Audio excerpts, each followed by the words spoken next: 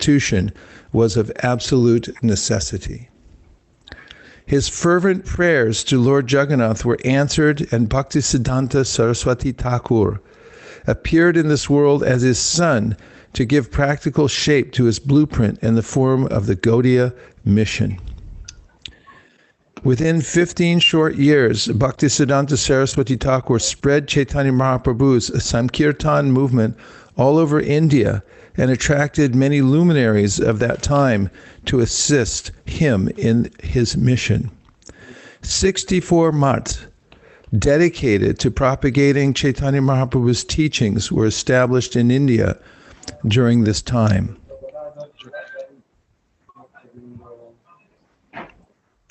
Bhaktisiddhanta Saraswati Thakur recognized the importance of his institution for continuing vigorous preaching after his departure from this world. He emphatically and very openly instructed his leading disciples that his Gaudiya mission be managed and maintained by a governing body. Surprisingly, he did not nominate anyone as his spiritual successor. He left this world on 1st January 1937, and almost immediately dissension and quarrel arose within the Gaudiya mission. Very soon the institution, which had always been known for pure and bold preaching of Chaitanya Mahaprabhu's teachings, became famous for its embroiled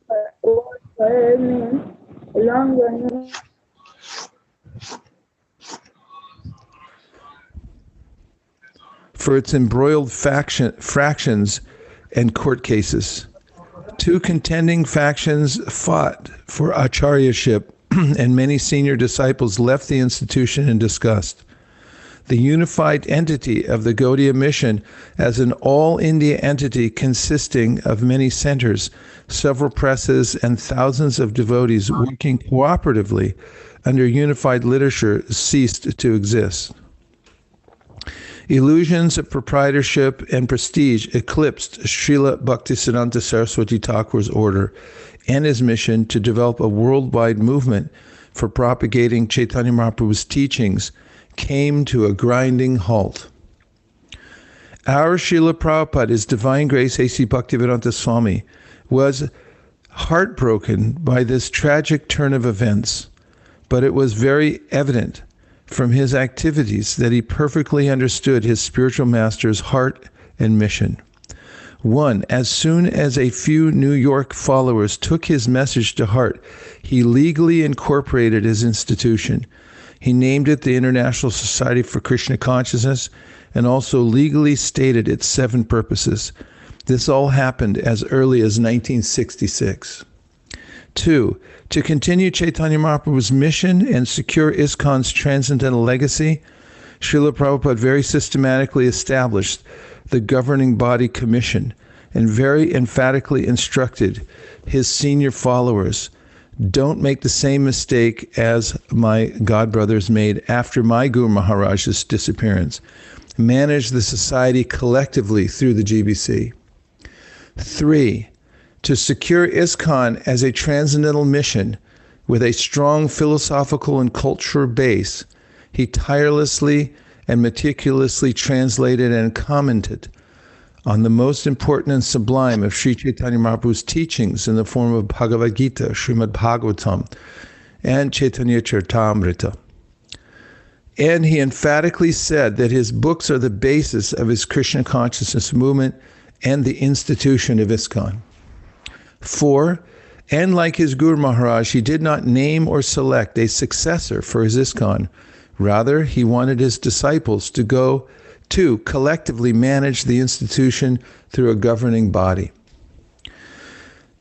When I was Srila Prabhupada's personal servant, I noted many times that he would insist that on any printed material the title Founder Acharya and his full name be printed under the society's name of ISKCON. I was very immature and inexperienced at that time and often wondered, Srila Prabhupada is such a humble and exalted Vaishnava, why is he so persistently insisting on this? I did not ever openly express this to Srila Prabhupada, but it continued to perplex me. But slowly, by his divine grace, in due course of time, I began to understand his intent. The phrase founder Acharya is not just a title, but a transcendental system intended to protect, preserve, and give longevity to an institution dedicated to the mass liberation of conditioned souls all over the world in this dark, abysmal age of Kali. Great Vaishnava stalwarts like Sri Madhvacharya and Sri Ramanujacharya successfully implemented this system. Obviously, full implementation of this system in ISKCON is crucial to the successful fulfillment of Chaitanya Mahaprabhu's prediction. I shared this realization with a number of my senior godbrothers and was enlivened to find that Srila Prabhupada had blessed them with the same insight. Then in 2006, the GBC body formed various committees to plan and achieve different strategic objectives. One such committee is the Srila Prabhupada Position Committee, SPPC, whose mission is to assist the existing efforts and develop new initiatives to eternally establish Srila Prabhupada as the founder Acharya of ISKCON and the preeminent Shiksha Guru for all ISKCON devotees. This book is an initiative of the SPPC. His Grace Rabindra Sarup Prabhu, who is undoubtedly one of ISKCON's most brilliant thinkers and writers, wrote the book, and all the GBC members and many senior devotees have seriously and diligently scrutinized it. This book is thoroughly researched and based on Shastra and historical facts. It is academic in nature and provides a foundation on which we can build a holistic culture of education meant to firmly and very practically establish Srila Prabhupada's position as the founder Acharya of ISKCON. Of course, pure Krishna consciousness acknowledges no technique. Its only base is humility and absolute surrender. And it is in this mood that we offer this publication to Sri Chaitanya Mahaprabhu, Srila Prabhupada, and all his devotees. Kindly note that this book is not meant for casual reading, but for implementation. If we do that, our personal and collective relationships with Srila Prabhupada will flourish unlimitedly, and we will come to very practically understand that our beloved founder Acharya is not frozen in time. He is an eternal assistant of Chaitanya Mahaprabhu's divine flood of compassion and Krishna prema. And his heart melts and flows without restriction or impediment to anyone and everyone who shows the slightest interest in his teachings and the Nam Sankirtan mission. I love that last sentence. I'm going to read it again. And his heart melts and flows without restriction or impediment to anyone and everyone who shows the slightest interest in his teachings and the Nam Sankirtan mission. We humbly seek your kind and active support in implementing the next important step in Sri Chaitanya Mahaprabhu's plan to flood the entire world with Krishna prema, to firmly and practically establish Srila Prabhupada as the founder Acharya of ISKCON for all time. Thank you very much. Yours in the service of Srila Prabhupada, Bhakti Caru Swami, Vrindavan, India, November 2013. So this is true leadership. Bhakti Caru Maharaj understood the need of the hour, which was there was a window of opportunity through which to establish very clearly the structure of ISKCON based on our allegiance to His Divine Grace A.C. Bhaktivedanta Swami Prabhupada. And it requires a complete dedication to that principle without any hesitation to put oneself forward to receive aggrandizement in order to make Prabhupada prominent. And the reason that His Holiness Bhakti Caru Maharaj had the potency to do this and to write such an essay, as we just heard, was his clear vision, and we all felt it. When he spoke about this, he was absolutely convicted, and that conviction went into the hearts of others. And this is very much necessary for a movement because, as I mentioned in the beginning, living entities have some autonomy, and they tend to form their own groups and their own allegiances and alliances and so forth. His Holiness Bhakti Caru Maharaj was a visionary in this way. He understood that for Chaitanya Mahaprabhu's mission to succeed, there had to be clear structure, and Prabhupada had to be clearly established as the founder Acharya. And we cannot fathom the importance right now. The further away we get from Srila Prabhupada's disappearance and the disappearance of his devoted followers, namely his Holiness Bhakti Caru Maharaj, the more we'll see the importance of this time in history, foundationally establishing principles of Prabhupada in the center and how to do that expertly. Maharaj obviously was a luminary and a great Acharya and guru in his own right, but simultaneously he promoted Prabhupada and put him in the center. That's the balance that is needed to see that our guruship, our teachings, our potency is based on our allegiance, not on our independence. And this is a perfect example that Maharaj set of unity and diversity. How to be, show your own charisma, a word that you can trace back to Krishna. The word charisma and Krishna are very similar, that they're naturally attractive. He was a naturally attractive, self-effulgent guru and Acharya, but at the same time, he was pointing everything towards Srila Prabhupada, and we felt it, and we will always feel it because of the way that he took responsibility, rose to the top of the management in ISKCON, and then asserted that transcendental willfulness he had to establish Prabhupada in the center. That is perhaps the most important of duties and services that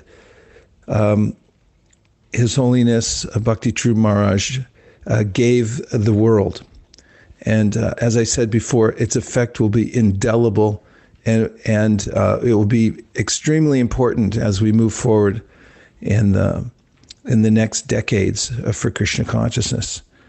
So it's important, I think, for all of us to read and reread this history that he's given in the preface and understand his mood and mission.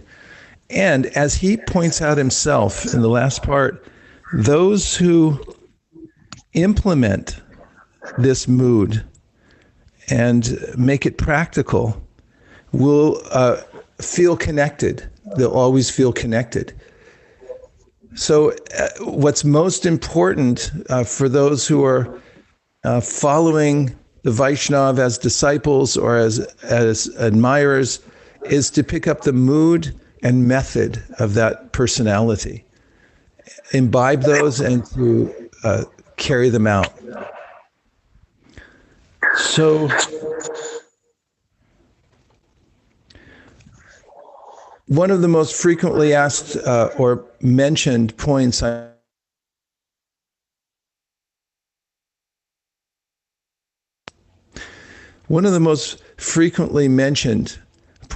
hearing from Maharaj's dear disciples, and I've been talking to several of them, several of you over the last couple of weeks.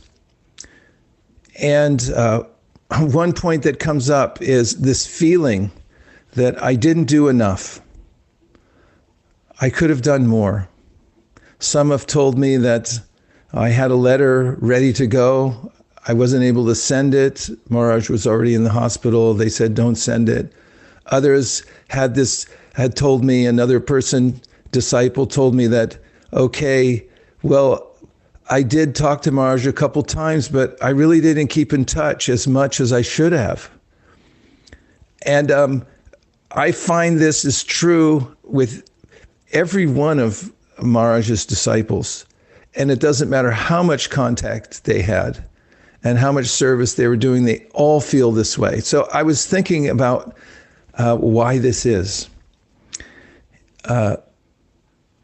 In a famous Vaishnava song, we heard the words Dayatava Pache Pache. There's a way in which the author says, I'm running behind you, Gurudev, trying to, and I'm saying, please, you can give Krishna to me. Please give me Krishna.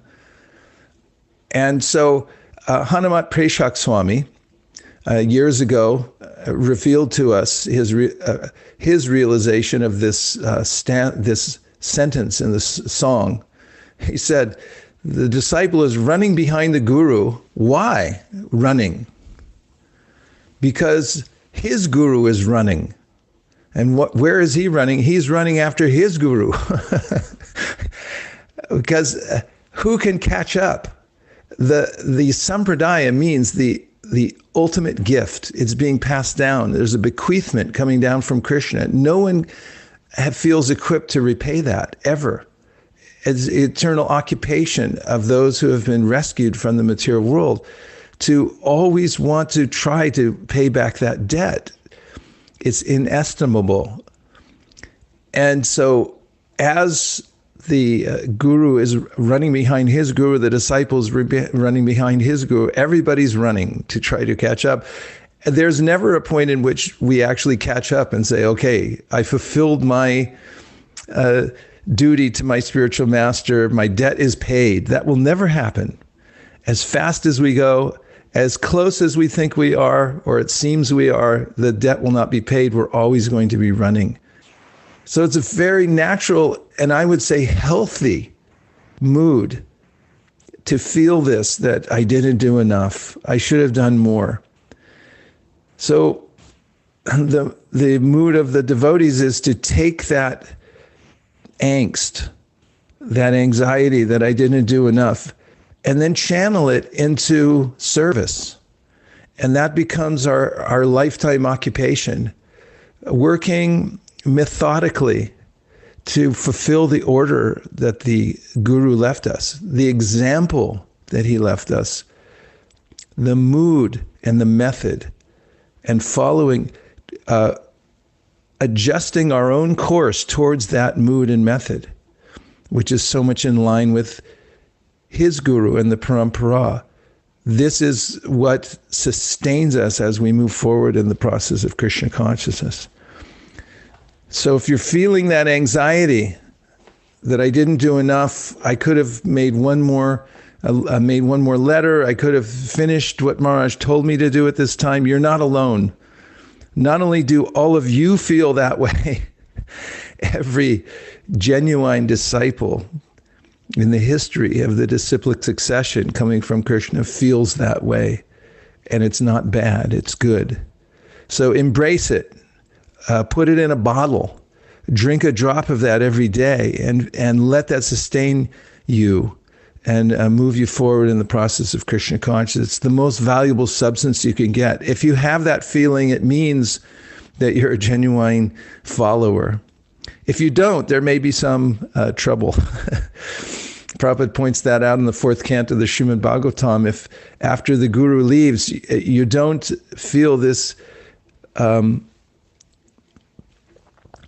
urge to do something to follow in his footsteps, then you might as well leave at the same time the guru leaves. So this is the Vaishnava mood and way.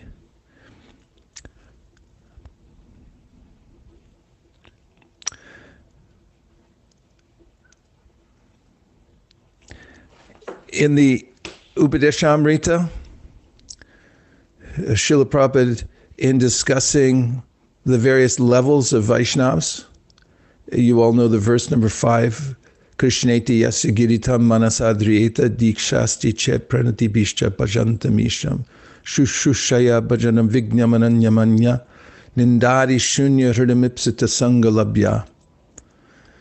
There are gradations of Vaishnavas mentioned here. The one who says Hare Krishna, Chaitanya Mahaprabhu says, if I hear anyone say Hare Krishna, in my mind, respecting that person, because who can say Hare Krishna? Ho batashva pachato garyanya jiva grivartiti namatu byam te pustapasteju huvasasna arya brahmanachur nama grananti ete. Anyone who can say Hare Krishna, they're not ordinary. And then there's the person who's taken Diksha, who's following the process. We should get down and offer our bodily respects to such a person. They're so exalted. The Madhyama Adhikari. And then the Uttamadhikari, Nindadi Shunya Hridamipsita Sangalabhya. The Uttamadhikari, Nindadi Shunya. The Uttamadhikari is one who has capacity to encourage others in such a profound way, because as an American president said many years ago, it's amazing how much you can get done if you don't care who gets the credit. And this is the heart of a Uttama Adhikari, that I don't care who gets the credit. I just want to see that it's done for Krishna. The service is completed. And therefore, there's this immense potency. And not only that, Nindadi Shunya, a person is not looking for faults, doesn't see faults, but sees a spark and wants to fan that spark.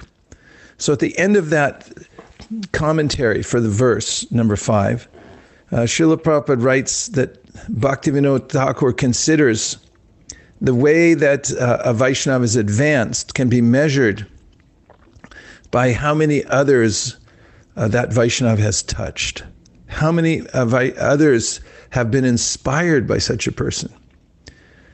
And so that's the measure. And I know that, of course, more and more devotees are leaving inevitably. But when Bhakti Swarup Damodar Maharaj left this world, I happened to have been in Vrindavan. And I was with one of my godbrothers. And it was very shocking because, when Vaishnavas who have great significance in the world leave, then it leaves a void. And my godbrother had gone up to the room in which many of Bhakti Swarup Damodar Maharaj's disciples were meeting. And when he came down to tell me about it, I said, how was it? What was going on? And he said, they were all crying. They were chanting, but they were all weeping. And at the time, there had been some controversy, as there was always controversy. Some people have a propensity to criticize others, especially if someone takes a leading position. Then they become subject to criticism. Like, why are they leading? Who do they think they are? And so forth. If you become a leader, if you take a stand, as His Holiness Bhakti True Maharaj did, in any particular way, then of course there are going to be those who want to take away from that. Because who are you to stand up and make a point? And so there were others who would criticize the great Bhakti Swarup Damodar Maharaj. And so my godbrother made a reference to this, and he said, so there are these people, they're criticizing his taking a stand, his being a guru, and all these things. And he said, but let's see when those criticizers leave the world if anybody's crying. He said, now you see people all over the world are crying. There's a room full of people up there who are crying. What does that mean? It's profound. When a person leaves, oftentimes people are relieved that they're gone. Oftentimes there's just a fight over the assets that person left behind and so forth.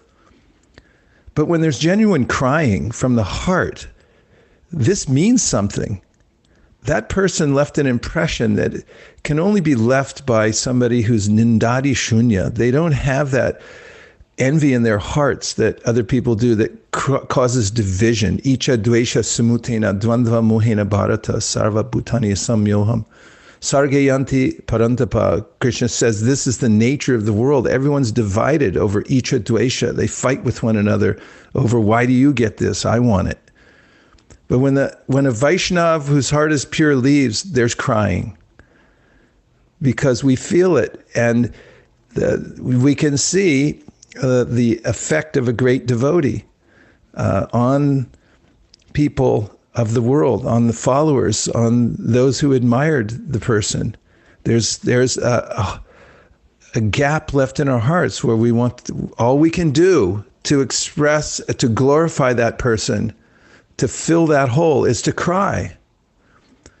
And that's a glorification. The sorrow we feel, the tears that we shed, is a glorification of that person, because who can go on crying for so long and feel that in their hearts unless they're glorifying a person of substance who's risen to this level of nindadi shunya, meaning their heart is devoid of the propensity to criticize others. It's a very rare thing in this world, and it's only available to those who are Vaishnavas, who have risen beyond the three modes of material nature, which instill in us perniciously the tendency to want to criticize others. So in retrospect, Maharaj's ability to establish, without any hesitation, Srila Prabhupada as the founder Acharya, and we felt it, and the effect that he has had on all of us after his departure, is evidence of the nature of his heart, the way in which he was, he had this power of purity. Purity is the force, and we're feeling it now, and we'll always feel it by remembering his example. It's indelible. It will always be there. I felt it in my life with Maharaj, the ways that he unhesitatingly, always, every opportunity, whenever we came together, whenever we even sat in the same room together, he always went out of his way to encourage me, to say something that would give me impetus to do more service without any hesitation. And it wasn't that just, the microphone was handed, he went out of his way to do that. And I was thinking about that recently, about how he did that. And I was saying, he was so kind, generous to me. And then my wife said, actually, if you look carefully, you'll see that he did that to everybody. That was who he was. That was what he did. Imagine a lifetime where your only occupation is encouraging others. What kind of heart you have to have that's your main impetus in life, to see that others come up. And what effect does that have on the world when someone unreservedly is able to do that at every step of their life? But it doesn't mean that Maharaj was afraid to take a stand when it was necessary for the sake of establishing the order of Srila Prabhupada, that we worked together under the GBC. He was like steel. He would not move on that principle. We saw in several incidents at least I saw several incidents where he was very strong. It doesn't mean because a person has a heart that's very soft and glorifies everybody that anything goes, anybody does anything, it's fine. No, he was very clear, as he is in this essay, about what is the right direction to go. And if there were violations, people taking advantage of ISKCON in various ways, His Holiness was very strong and stood up, although good-naturedly as he did it, but he was very firm and strong.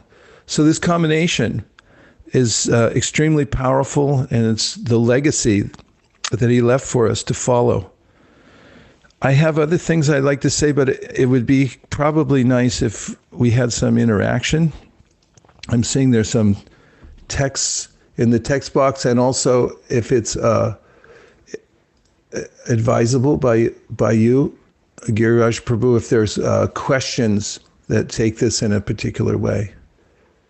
We can do that too. Hare Krishna. Yes, Prabhuji, there are questions. I can read that question for everybody's benefit also. This question is from Pratibha Agarwal Prabhu. He's saying, Hare Krishna Prabhuji, please accept my humble obeisances. All glories to Prabhupada. All glories to Srila Bhakti Caru Swami Guru Maharaj. Prabhuji, is it all right if we feel grief remembering Guru Maharaj rather than gratitude right now? How can we channel grief to gratitude in future and make it an important weapon and inspiration to carry out our responsibilities with more seriousness, enthusiasm, and determination? Thanks for such an important question, Prabhu. Nice to hear from you. Grieving is very natural. You'll notice in the Srimad Bhagavatam first canto, after Kurukshetra, the devotees came together. Lord Krishna came and performed the last rites for many of the departed souls. And the devotees, headed by Yudhishthira, were inconsolable. They were weeping. There were tears, grief. And someone might say, aren't these all self-realized souls? What's the problem? Atma Tattva Gyan, you're not your body. Why worry? But actually, this is due to the first, the soft-heartedness of the Vaishnava. They feel for the plight of everyone in this world. Atma pamyena sarvatra samam pashyati Arjuna sukham va yadi va dukam sayogi paramo mataha. Krishna says in the Bhagavad Gita that one who feels empathy, compassion, a softness of heart at seeing the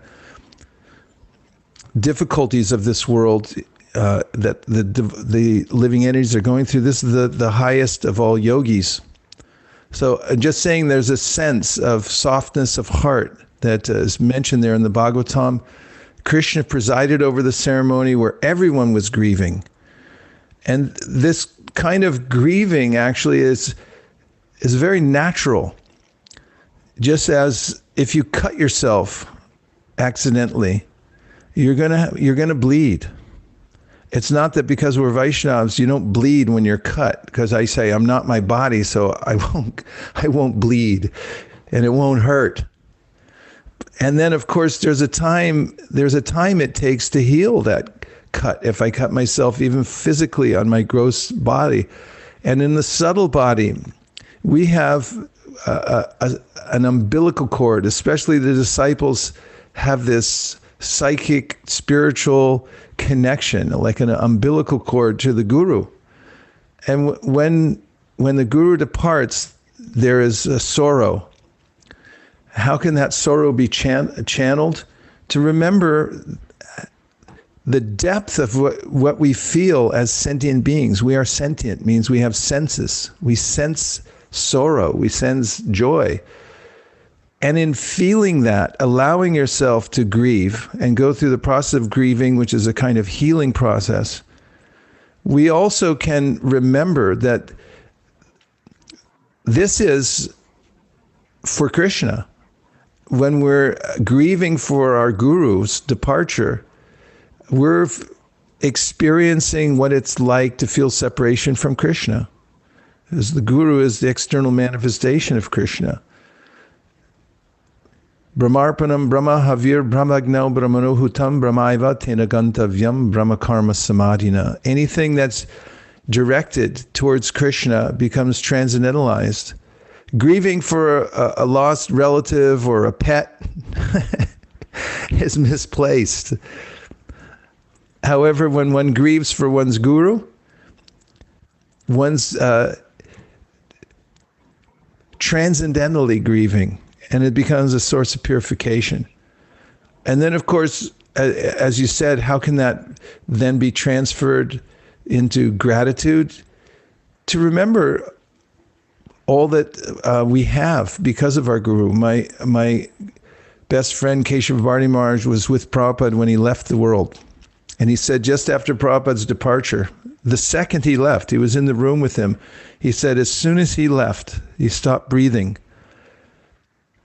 Keshavarti Maharaj looked down at himself. He looked at his cloth. He looked at his bead bag. He looked at his hands. He looked at his feet. He looked at his body, and he said, everything I am now is because of Srila Prabhupada. Everything I've become, everything I'm doing now is because of him. And he realized that sense of intense gratitude, that this is the gift he gave to me. So as you grieve, then also realize your ability to grieve for a Vaishnava comes from your Guru. And everything that you are and the opportunity that you have to go on serving comes from your Guru as well. Yes, Giriraj Prabhu, what else? Thank you, Prabhuji. The second question is from Krishna Govinda Prabhu. He's saying, Hare Krishna Prabhuji Dhanvatana, we are always inspired from our personal association with our spiritual master, and we generally feel motivated as we get direct encouragement. But without the presence of our spiritual master, we do not have the same inspiration and motivation to participate in Krishna conscious activities at the temple or home. Please help. Well, anybody who got a name from their spiritual master like Krishna Govinda Das, you could just be in jubilation the rest of your life. I mean, he named you Krishna Govinda Das. That's your name you got from your guru. So just meditate on that. You'll find that there's no separation. Of course, separation is here now because the Maharaj just left, your guru just left, and the effect is stunning and profound, and it brings us great sorrow and a feeling of separation. But you will find the truth in your transcendental relationship with your guru as you continue to serve in separation. I told this story the other day, but when Prabhupada left the planet, I was in New York City, 340 West 55th. I was going every day with my good friend to the airport. That was our service. And we were on Sankirtan when Prabhupada left. We came home. We found out that he had departed, and we entered into all the ceremonies that went way into the middle of the night. And the next day, everyone in the temple was exhausted after the morning program. Many were taking rest. And my Sankirtan partner, Pragosh Prabhu, came to me and said, of all days, this is the most important day for us to go on book distribution and do our service. And so even though we only had 1 hour's sleep, we knew this was important for us to continue. So we got dressed, we packed up the car, drove to the airport. I walked down that long corridor with my friend to get to our spot. I had my area, he had his area to work in the airport. And as soon as I got up the escalator and I stepped onto that area where I did my book distribution, as soon as my foot touched that floor, I felt a kind of wave of ecstasy go through my body that said, you will never be separated from me, because as long as you go on serving, I'm always with you. And I felt that very profoundly, and you will too, as you continue to take the orders of your guru. There are several ways that Prabhupada talks about this in the second canto of the Bhagavatam, that the order of the Supreme Personality of Godhead or his representative are manifestations of Krishna's internal potency. And he says, it is by this potency that one comes to see the Lord face to face. So now there's a couple types of orders. There are individual orders that the guru gives to a disciple, and there are general orders that the guru gives to everyone and to all the disciples, and both of them are potent. It's not that you have to have received a particular order. You can follow the general order or even the mood of your guru, and it'll have the same effect, and you'll feel from that vani and that instruction that the connection. Okay, Giriraj Prabhu. Thank you, Prabhuji. There's a question here from Kalpana Mataji saying, Hare Krishna, please accept my humble obeisance, Vaisesika Prabhuji. Just being curious, what happens to pure devotee's soul? How long does it stay in this middle world after leaving his divine body? Thank you very much for your wonderful instructions. Hare Krishna. Hare Krishna. It's not stereotype.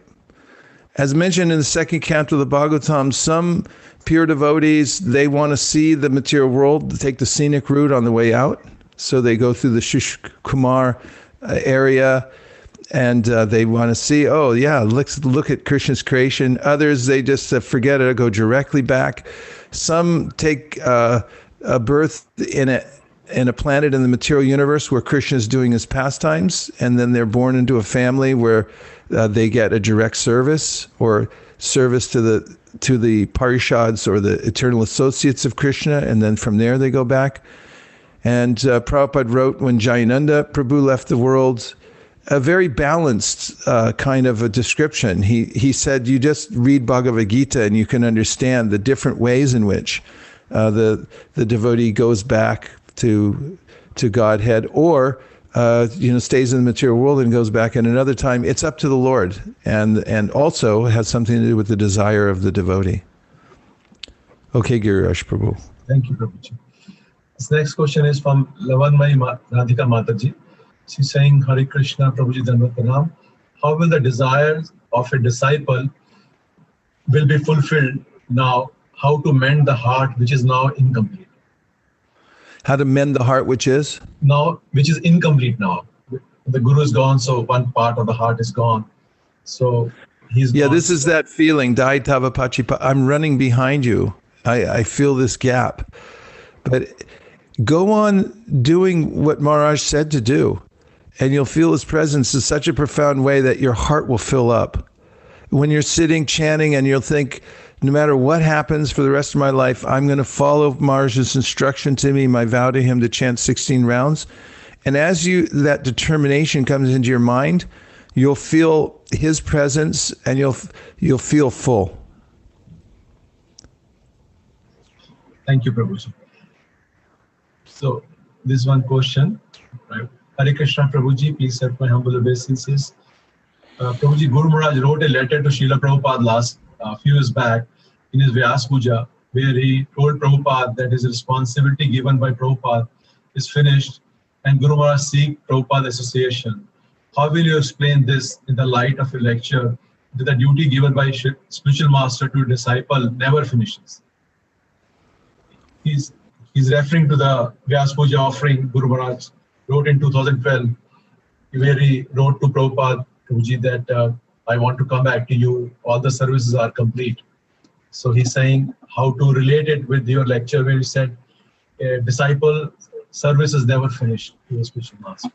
Well, I mean, when he goes to be with Prabhupada, it's not that he's not going to have some service there.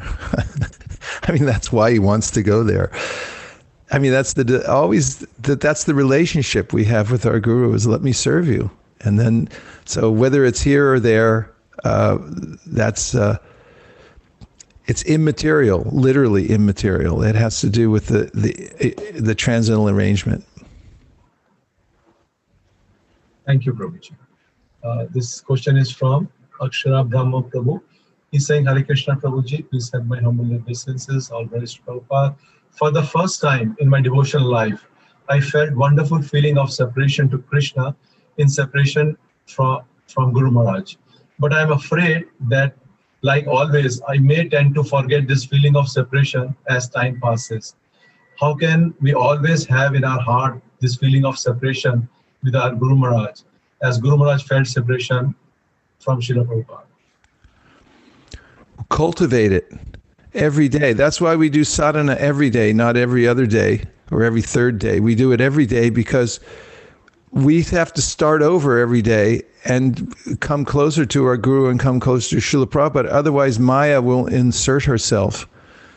So if you just do this one thing, and that is stay alive in Krishna consciousness somehow or other throughout this lifetime, then you'll be successful in feeling close to your Guru and going back to Godhead at the end. Just stay alive. This is what Sridhar Swami says in his commentary to Tate Anukampam Susamikshimano. That's our duty. You don't even have to do any heroics. You just have to stay alive. And that's what Maharaj wants you to do. Follow the simple path, but do it very strictly, and you'll be successful. Thank you, Prabhuji. This is from Chandana Paul Mataji. She's saying, Hare Krishna, Prabhu. Please set my humble obeisances, all glories to Prabhupada and all the Vaishnavas. Could you please repeat the point about keeping this mood in a bottle and drinking from it every day? Because I find myself thinking I do not want to let go of this grief, because it seems to be a source of strength and determination in a strange manner. Is this okay? Unfortunately, I did not get the stage of taking initiation. My big regret. Well, you know, every year you will celebrate the Tirobhava, the disappearance of your guru, and you'll be able to enter back into this mood. You should enter back into this mood regularly.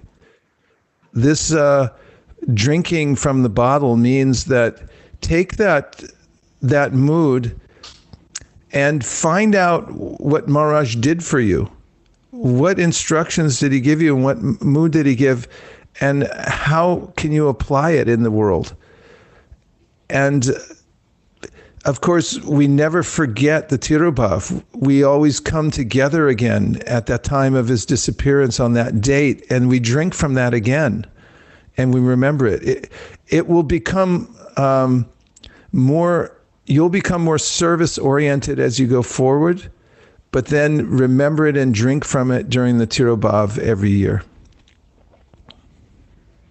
Hare Krishna. Thank you, Prabhuji. This question is from Anupma Madhvi Mataji. She's saying, Hare Krishna, Prabhuji, can you please share the section of second canto where you said that the instructions, individual and general, and the mood is the internal potency of Krishna? Actually, those aren't all in one place, but Prabhupada writes in the second canto in the Chaturshloki Bhagavatam, I don't have the exact page number right now, but what he says is, and you can look this up, he says, the order of the Supreme Personality of Godhead is a manifestation of his internal potency. And it is by that potency that one comes to see the Lord face to face. So if you look up the words potency, face to face, internal or face to face, you'll find it. It's right there. And in other places, there's mention about, and I write about this in my book, Our Family Business, that there are specific instructions and there are general instructions. For instance, Chaitanya Mahaprabhu said, wherever you go, whomever you meet, teach them about Krishna consciousness. And Prabhupada writes that anybody can follow that order. It doesn't, anybody can take it. And if you take it, you become a fortunate soul. So Prabhupada writes, and he gave a lecture, he said, the Acharya is there. He gives us instructions, but it's for us to follow. He said, if we don't follow, then it doesn't matter how great an Acharya you have, because an Acharya means he's showing by example. So we have to follow it. We have to take it up and actually follow the example. Then we become benefited. So the order, whether general or specific, is to be followed. And by doing that, you're going to be connected. So I put the two concepts together. Thank you, Prabhuji. This is a private question. They're saying, Hare Krishna, Prabhuji, Dhanvat Pranam. How to deal with the situation when devotees under such circumstances tell us that we are not this body, we are soul, etc. Is it wrong to take our own time to grieve? Why we are forced to show to others that I am tough, I have overcome this, and I am situated in this realization that I am not this body, I am soul, and that now I should continue my normal life and service. Yeah, once in the Brahmacharya ashram in St. Louis, one of the brahmacharis, he was a senior man. He had the flu. He was very sick with fever. He was lying on the floor in a sleeping bag, as we all did back then. And he was he groaned because he was in pain. And one of the new brahmacharis, who was over in the corner at the sink brushing his teeth, he turned around to this devotee and he said, Prabhu, you're not your body. And so this senior devotee got up on one elbow with all the strength that he had, and he said to the new devotee, he said, "Prabhu, you're not my body either." And so this idea, you're not your body, get on with it. It's not very practical for those who are grieving. You should grieve. I already pointed out that Krishna, along with Yudhishthir, they grieved. They went through they ritualized the grieving. They had a huge ceremony where they grieved. Yudhishthir, the greatest of Krishna's devotees, he was inconsolable with grief after Kurukshetra. So it's not that Vaishnavas don't grieve. Other examples, Bhagavatam, Vidura, and Uddhava are talking about the demise of the Yadu dynasty. They're both... Prabhupada mentions that Vidura inquired, how are they doing? He already knew they were gone, but he was trying to process it, Prabhupada said. He said it was a psychological question. So obviously we're going to be overcome psychologically, emotionally, because we are sentient beings. It's not that you just say, Atma Tattva Gyan, you're not your body, forget about it. This is a kind of misunderstanding and misapplication of the idea of spiritual life. When we're grieving for the Vaishnav, it's transcendental. It's not misplaced sentiment. And it's not that you just snap out of it. We don't snap out of it. We never snap out of it. We are eternally grateful and grieving for the Vaishnav. It's not that we also become dysfunctional because of it. We can be dysfunctional for a day or two, but after that, we have to pull ourselves together. We have to bottle that grieving so we can drink it and give us energy to do our service to our Guru. That's what he wants us to do, not to become dysfunctional. Thank you, Prabhuji. The next question is from Ramana Prabhu. Raman Reti Prabhu. He's saying, Hare Krishna Prabhuji, Dandavat Pranam. Prabhuji, ever since Guru Maharaj left, I feel like I am an orphan now. Can you suggest how to overcome this situation? Well, you can associate with us other orphans, because misery likes company. We were orphaned also, and we've been in that orphan state for, decades now. Maharaj was an orphan. He had Prabhupada's association for 1 year, and he was orphaned for, 4 decades, more than 4 decades. So join the Orphans Club. We're here for you. We all feel it, and we're all together. So that's what that's what happens. We see our Guru for some time. He's the manifestation of Krishna. We get as much as we can according to our capacity, and when he leaves, we get even more by going on as orphans, because ultimately we're never separated. It's not dependent on the physical presence. Even when the Vaishnava's on the planet, how often do we get to be with him? It's a psychological, he's here. I can ask him a question. When he's gone, I can't. So what do I do now? Look what he already said. There's so much that he already said that you won't be able to assimilate it in one lifetime, even if you try. So you can do that. Thank you, Prabhuji. Prabhuji, we are already 8:35. We have some time, Prabhuji, to ask more questions there. We have 3 more minutes, because I have to start the class on the other side of the planet in a few seconds. Okay, Prabhuji. So, this is Chakori Radha Mataji. She's saying, Hare Krishna Prabhuji, please set my humble obeisances. Prabhuji, I have faith that all the prayers that everyone did for Guru Maharaj's recovery didn't go in vain. But I'm unable to understand how these prayers were utilized. How should I understand this? Also, please guide me as to what should be the biggest lesson we take from this. Your servant, Chakori Radha Mataji. Okay, so there's several principles. One is, Krishna is all good. Everything that happens to us in this world, whether we think it's good or bad, is for our betterment. Because Krishna is Sukhrit. He is the perfect moral agent. He's all powerful, and he's all compassionate. 100%. There's not even a degree or iota of a sense that there's anything amiss. in his benevolent campaign to help us. So please understand that's one thing. Second principle to understand is that Krishna is never inattentive at all. It's not that even one syllable of what we say or do misses him, especially when it's prayer. So if you put those two principles together, you can understand that you've registered your prayer. It's never going to go in vain. However, the third part is we have to be patient and see how Krishna answers our prayer. My conception of how it should manifest is different from Krishna's perspective, who knows how to do the best for us and how to bring us to the highest position of devotional service and closeness to him to answer our prayers. So that's the third part, is I ask for something and then I have to wait and see how is that going to manifest. Thank you, Prabhuji. I think we are over the time and you have a new class.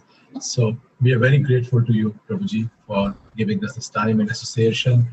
And we hope that maybe sometime in future we can again request you, Prabhuji, to please come and give us your association and help devotees overcome this grief which has fallen upon us. And I will also tell devotees, Prabhuji gave also a very wonderful class a few days back on this Guru Maharaj remembrance, and another very wonderful question answer session. You can search it on YouTube. Hearing that only, I felt inspired to request Prabhuji to come here and give us his wonderful association. So thank you so very much, Vaisesika Prabhu. And we will, all of us will just chant one loud Hare Krishna Mahamantra to thank Prabhuji. And from the bottom of our heart, we again request to please keep us in your prayers, and we will allow us to call you again when the need comes. Hare Krishna, Krishna Krishna, Hare Hare. Hare Ram, Ram Ram. Please Vaisesika Prabhu ki jai. His Bhakti Caru Swami Maharaj ki jai. Jagat Guru Srila Prabhupada ki jai. I just end with one prayer, if you don't mind. Yes. And my gratitude to all of you. Thank you, Giriraj Prabhu, for having me. And all the devotees. It's very heartfelt. We're all in this together. We always will be. Dear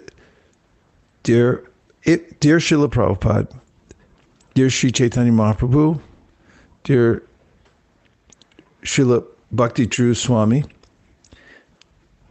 if you so desire, please help us to follow in your footsteps and to fulfill your orders, to give our lives step by step to spreading the Sankirtan movement as you desired most deeply. And please always help keep us together in remembrance of your orders and your pastimes. Thank you for considering our request. Hare Krishna. Vanchakalpatarusha kripasindhabhevacha patitanam pavanebhyo vaishnavebhyo namo namah. Nantakoti Vaishnavin ki jai. Srila Bhakti Caru Swami ki jai. Srila Prabhupada ki jai. Gaur Premanande Haribo. Thank you, thank you, thank you. Hare Krishna. Hare Krishna.